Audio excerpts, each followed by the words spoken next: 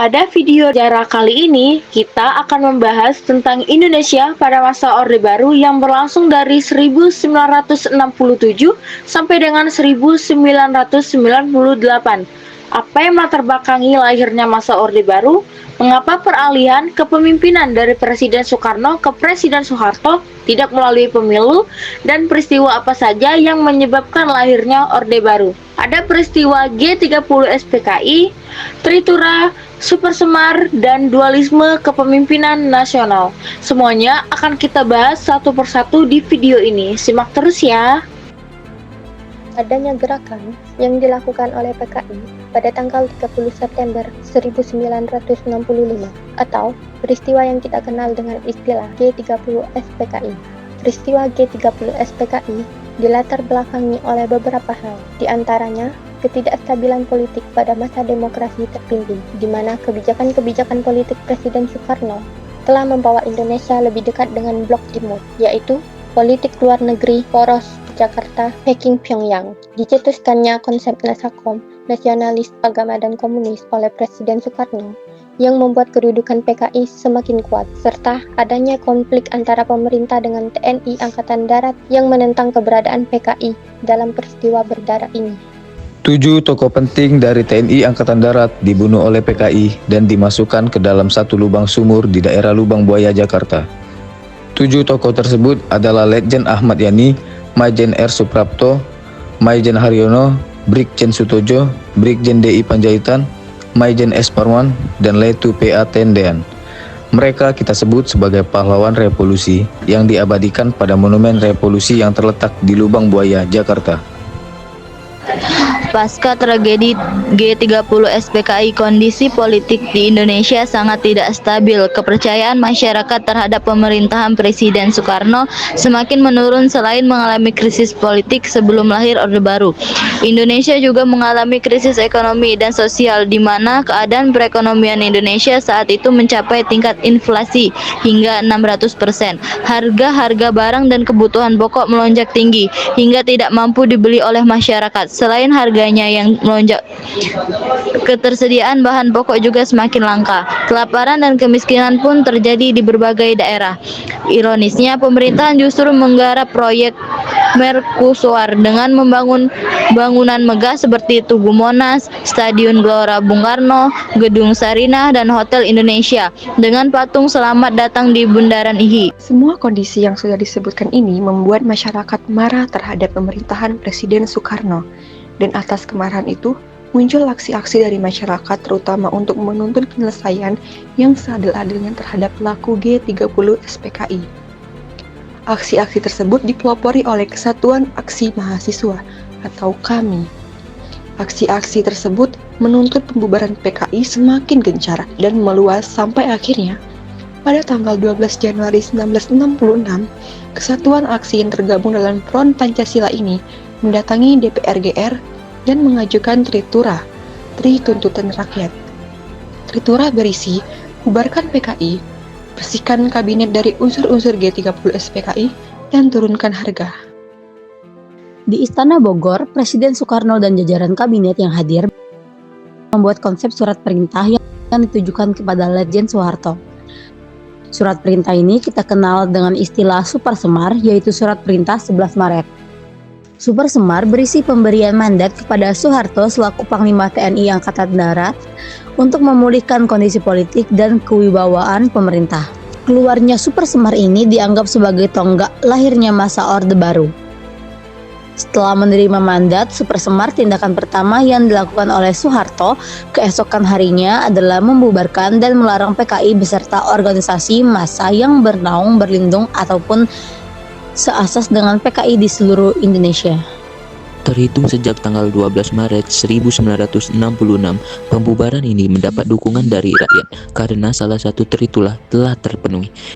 Tindakan berikutnya, berdasarkan mandat Super Semar, adalah keluarkannya keputusan Presiden nomor 5 tanggal 18 Maret 1966 tentang penahanan 15 orang menteri yang diduga terkait dan menunjukkan itikat tidak baik terhadap penyelesaian masalah pemberontakan G30 SPKI. Sejak mengemban mandat Super Semar, nama Letjen Soeharto semakin populer. Kondisi ini berakibat pada munculnya dualisme kepemimpinan nasional. Pada tanggal 22 Juli 1966, Presiden Soekarno menyampaikan pidato berjudul Nawaksara. Pidato ini disampaikan sebagai pertanggungjawaban atas sikapnya dalam menghadapi G30 SPKI. Namun, isi pidato Nawaksara ini ditolak oleh MPRS. Sementara itu, pada tanggal 16 Juli 1966, Super Semar dijadikan sebagai ketetapan MPRS. Dengan demikian, Presiden Soekarno tidak dapat mencabut Super Semar. Dan secara hukum, Soeharto mempunyai kedudukan yang sama dengan Soekarno sebagai mandataris MPRS. Adanya dualisme kepemimpinan nasional ini menimbulkan pertentangan politik dalam masyarakat, di mana muncul pendukung Soekarno dan pendukung Soeharto. Hal ini jelas membahayakan persatuan dan kesatuan bangsa. Situasi politik di Indonesia pun semakin memanas pada masa itu. Para pimpin ABRI berusaha membujuk Presiden Soekarno untuk menyerahkan kekuasaannya kepada Soeharto. Hal ini demi mencegah perpecahan rakyat dan untuk menyelamatkan lembaga presidenan serta pribadi Presiden Soekarno sendiri. Kemudian pada tanggal 22 Februari 1967, Presiden Soekarno secara resmi mengundurkan diri dari jabatannya dalam sidang istimewa MPRS tanggal 7 Maret 1967. Terangan mengangkat Soeharto sebagai presiden. Pelantikan Presiden Soeharto dilakukan oleh Ketua MPRS Jenderal A. Nasution. Pada tanggal 12 Maret 1967, pelantikan Presiden Soeharto ini menandai dimulainya periode Orde Baru di Indonesia.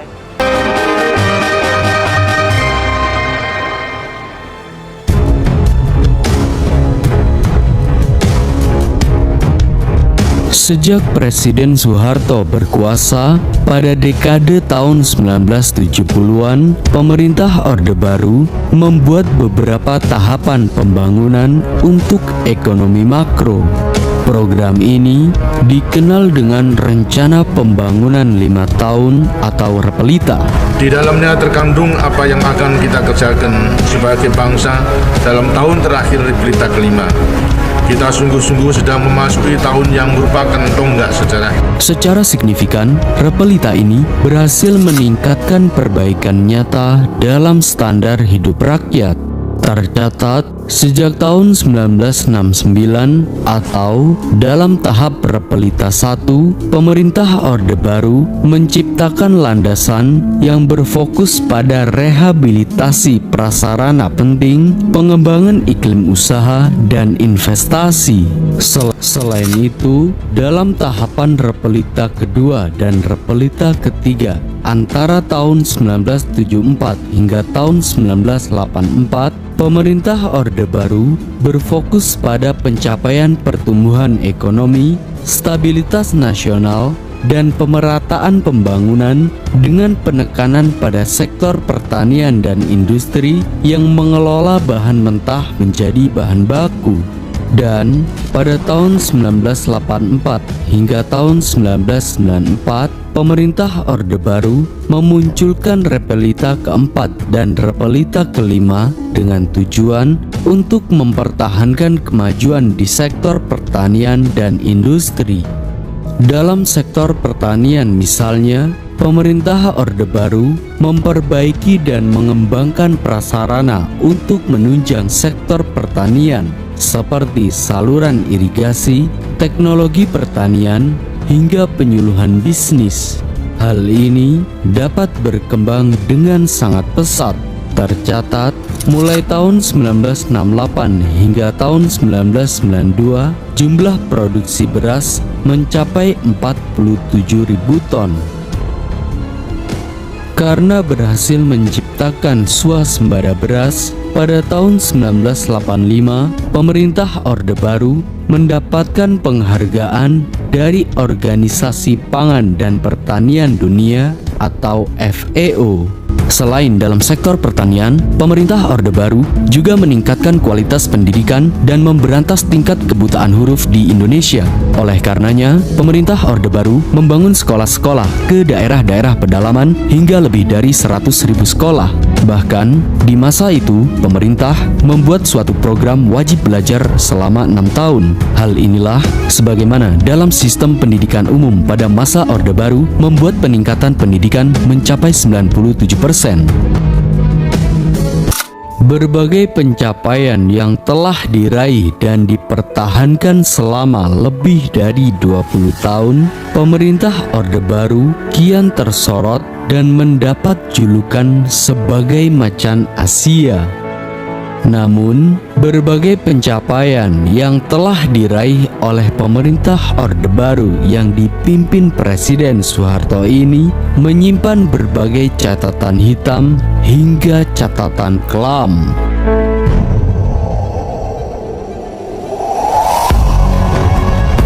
Berbagai praktek korupsi, kolusi, hingga nepotisme kian mewarnai perjalanan pemerintah Orde Baru selama 32 tahun. Bahkan, pembungkaman dan tindakan kerepresifan pemerintah terhadap masyarakat juga kian meninggalkan jejak yang memakan banyak korban. Pada akhirnya, Indonesia yang kala itu dipimpin oleh rezim otoriter kembali mengalami krisis moneter yang membuat Presiden Soeharto harus jatuh dari jabatannya. Lantas, bagaimana catatan hitam dan peristiwa kelam yang mewarnai Orde Baru selama 32 tahun?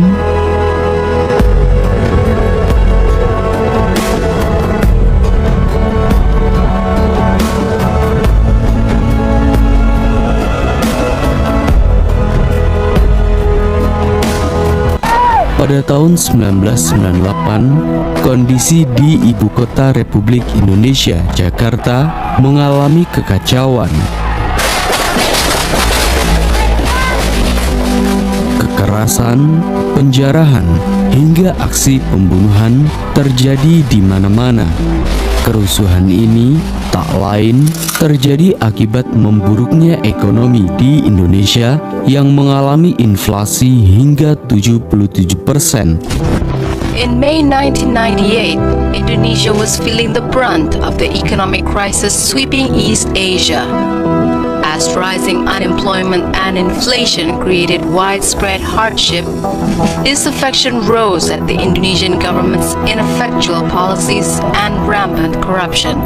Oleh karenanya, sejak tanggal 18 Mei 1998, ribuan aktivis dan mahasiswa menduduki kantor MPR DPR dengan tujuan menuntut Presiden Soeharto agar mengundurkan diri dari jabatannya. Dan pada tanggal 21 Mei 1998, Presiden Soeharto mengundurkan diri sebagai Presiden Republik Indonesia.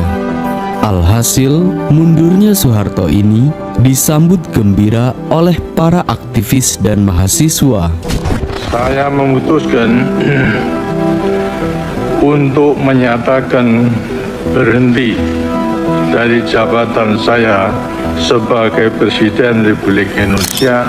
Terlepas dari berbagai kontroversinya, pemerintahan Orde Baru yang dipimpin oleh Soeharto dinilai mampu mengatasi berbagai masalah yang lahir sejak pemerintahan Orde Lama, baik dalam bidang politik, pendidikan, keamanan, hingga ekonomi.